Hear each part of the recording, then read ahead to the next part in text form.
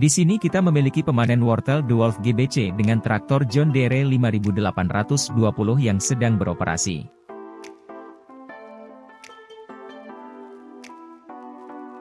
Wortel dipanen dengan lembut dan diletakkan di atas konveyor untuk dipisahkan dari tanah, daun, dan akar. Akar-akar kemudian dikumpulkan dan diangkut dengan konveyor ke bak penyimpanan.